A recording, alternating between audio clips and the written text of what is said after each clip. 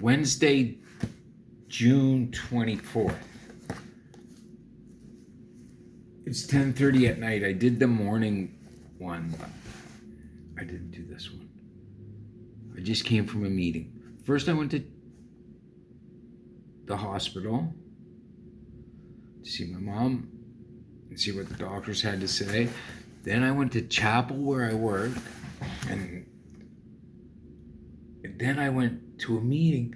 It was like one spiritual experience after another. It was just a day, a good day. A good day with some bad, or just a good day with news, I do know what the service synchronicity, maybe I won't be reading this. Synchronicity? Holy smokes. Glad I didn't go to this meeting tonight and ask to read. But anyway, I did go to a meeting tonight. I went to chapel where I work. I snuck in, snuck out. First, I went to see my mother. She can't go home. And she's going to go to a home. So yeah, just to be able to be there for people. I'm going to read. My sponsor then led me into being of service. It started with getting to meetings early and helping set up, then staying late and cleaning up before going to coffee. In the beginning, I didn't understand the need for this. As time went on, I came to realize that it is these types of actions that rebuild my self-esteem. Hope, Faith, and Courage, Volume 2, page 123. Service provides me with a way to think of others. For my second meeting, I was encouraged to stand out on the doorstep, ready to welcome the newcomer. My sponsor suggested I arrive early to help set up the chairs and stay behind to clean up the ashtrays. After the meeting had finished, under the guidance of my sponsor, I worked my way through the CA service structure, starting at group level. And now I'm a trusted servant of the area. During the entire process, I've been guided by the literature and have followed the experience of those in our fellowship who have gone before me. Had I been given just an old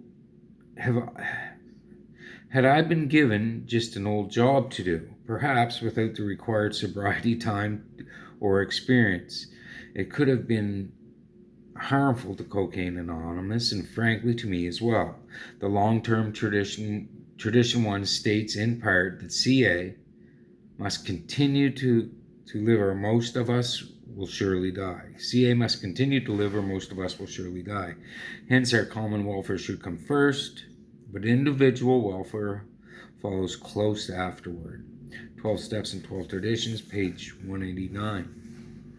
I truly appreciate the continued loving guidance of my sponsor in so many parts of my program. The wisdom imparted as experience, strength, and hope shared in relation to doing service work, both in my early recovery and yet today, has been remarkable, spot on. At any particular time, I seem to be present with the exact lessons I need to learn. I don't get to do a lot of this kind of stuff anymore, but I am in contact. Use whatever word you want: sponsor, elder, leader, mentor, whatever you're doing. But when I first started this thing a long time ago, and I haven't been completely clean since then, just for 2 years. most people aren't around as long as I have been around, regularly attending meetings and doing. Actually, this last 2 years, I haven't really done much of any of that. This conscious contact with God today was just, I can be there for people with His guidance. I can hear Him through all those other meetings, everything that ends with A meetings, all of them, and all different kinds of 12-step meetings. I've always been in the literature. I've always done service work. I've always had a sponsor, and I've always sponsored. I've always worked the steps, and I've always taken people through the steps. I haven't really done any of that in the last little while. I guess I washed a few dishes. And nowhere smokes in the room anymore that I'm aware of, but I remember that. That's how long I've been around these things. So I hate to say it, 34 years ago, walking in there and like there's a haze of smoke and a bunch of old dudes playing crib, and I thought, oh man, I can do this. It's not really like that now. I don't know what I'm going on about, but I got my Bible open.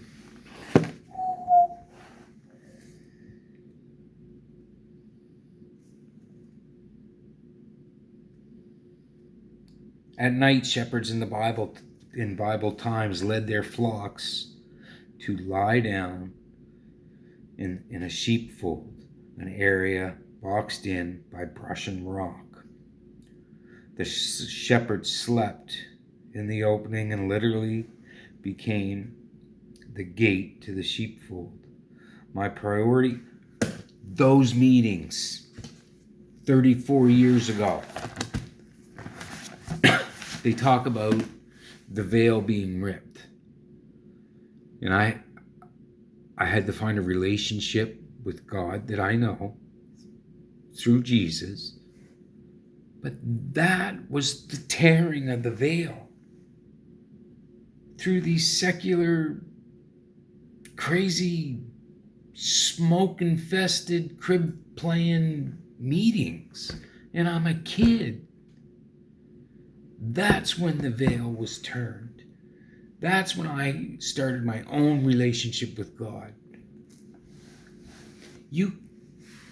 I made a lot of mistakes, man. And these old guys would take me in to live with them, and it didn't take long. Well, you got to go to work and do something. So I started working in restaurants and kitchens, and it's been a real long walk. But to be able to be there for people, and I had a lot of time. I'm not joking. I spent 9 years inside structured program. Like live in structured program. At least 9 years. That's a lot of time to study. Recovery books, self-help books, the Bible, psychology. Always trying to find something out about myself. I still haven't, but I found out a lot about other people. I gotta go to bed and do it. I don't have to plan anything. I have lots planned, but I don't have to. Like, I'm retired for 3 more days.